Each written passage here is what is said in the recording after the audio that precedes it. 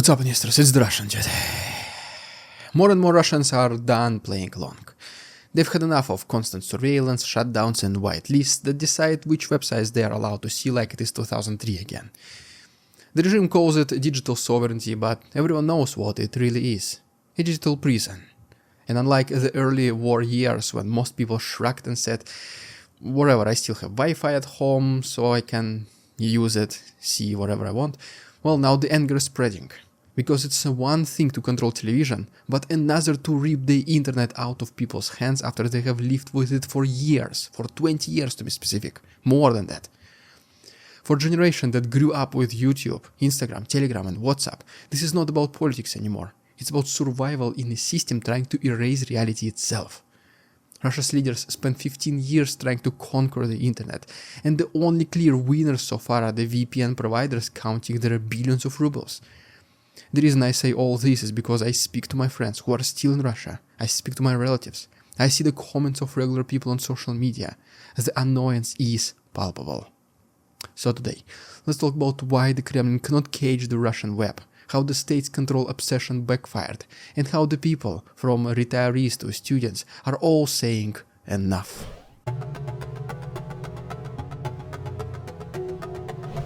Let's start with something basic: habits. Because this is exactly where the Kremlin failed. It's hard to destroy something people have already built their lives around. Just like voting, you cannot teach a nation to elect and remove leaders overnight. It takes generations to make that normal. Well, maybe not in Russia, but you get the idea.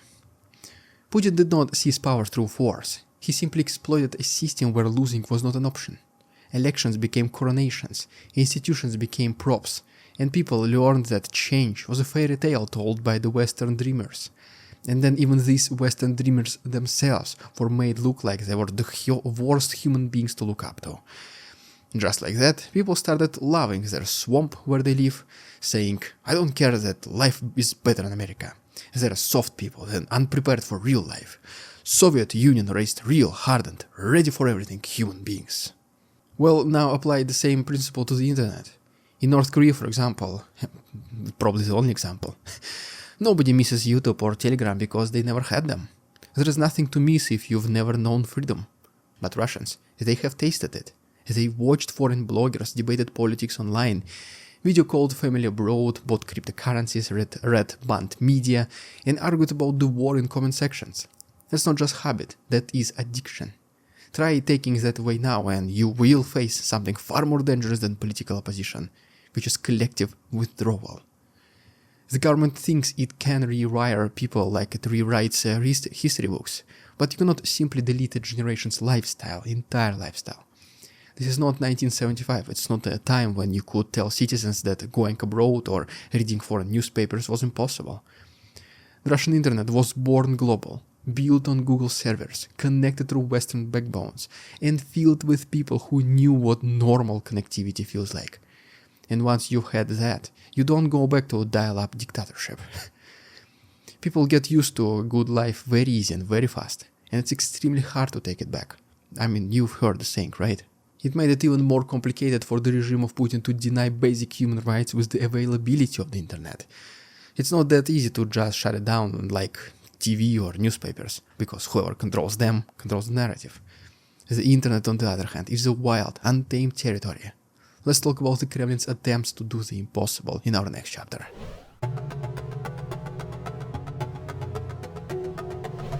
When Moscow realized that controlling television was not enough anymore, it turned to the internet with a hammer.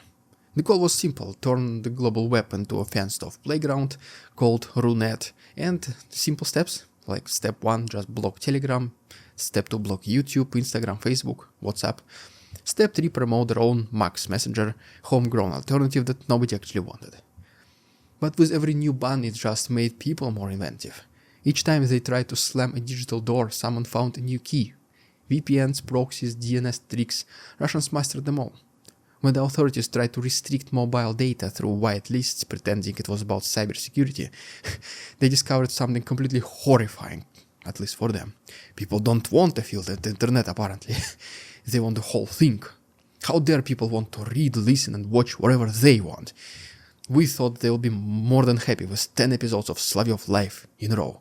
But now the state has been testing a new approach: silent throttling, selective shutdowns, and mobile internet filters that supposedly protect from foreign interference.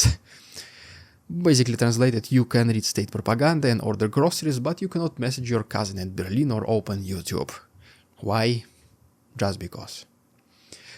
The plan is to make the free web such a hassle that just people simply give up. They say things like, why bother?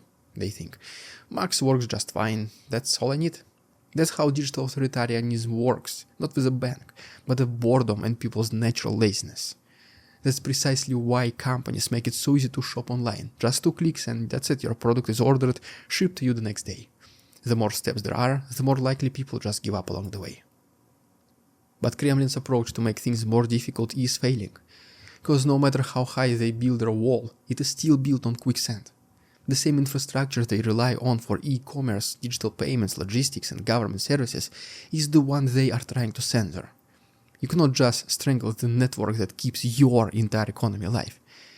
It's like banning oxygen because too many people are breathing without permission or without paying for it. After all, if you forcefully restrict people from doing something, inner rebel is activated in most of them. One thing is to give up buying online a $20 t-shirt because there are 10 steps in checkout process, but it's a completely another thing is to do some extra steps because the government blocked YouTube where you used to watch your favorite content creators every day for the last decade. In this case, people are ready to go extra mile.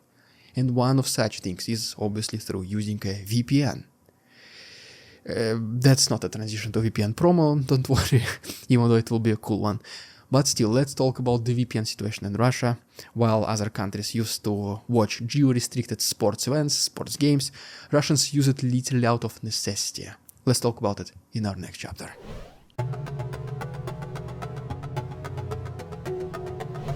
Let's talk about the biggest irony in all this. The Kremlin's war on the internet created Russia's fastest growing industry, VPNs. Every time the government blocks something, thousands of new users appear overnight. VPN companies are making millions of the regime's paranoia. And the best part? These are not tech geeks or activists. They're just your grandparents, teachers, factory workers, taxi drivers, regular people. Which millions of them. There is this myth that only liberals care about online freedom. Total nonsense. I mean, when a 73-year-old babushka in Kazan cannot call her son in Prague because WhatsApp is down, she doesn't start just quoting Navalny and let's go to the streets. No, she just asks her neighbor's grandkid, please show me how to use VPN, download it to me, that's it. And that's it, within hours she's bypassing government filters like a pro. Russians may say I'm bad with technology, but the second their communication gets cut off, they turn into at least basic hackers. And the scale is insane. Tens of millions of Russians now pay real money to access blocked websites. They download apps, learn setup instructions, share them on forums, and teach each other how to bypass state firewalls. It's not just resistance, it's just cultural defiance. Back in Soviet times, for example, people tuned their radios at night to catch BBC or Voice of America through static. They listen carefully, what if KGB is listening? Well, now they just download VPNs and keep watching YouTube interviews with Alla Pugacheva, a restricted foreign agent. You can shut down the servers, but you cannot shut down that instinct. Even better, the market is evolving. What started as small teams of idealistic developers coding in basements has turned into billion-ruble business industry. There are now Russian even made VPNs, foreign partnerships, an advanced tool capable of dodging every new government trick before it even appears. For every low pass to block a service, 10 new versions pop up. And the more the government hits, the faster people learn to dodge. It's not the black market, it's the digital survival, literally. This is why the regime's dream of a sovereign internet will absolutely always fail. Because sovereignty means control, and control is impossible when the population itself becomes the infrastructure. You can ban devices, but not determination. You can outlaw freedom, but not curiosity.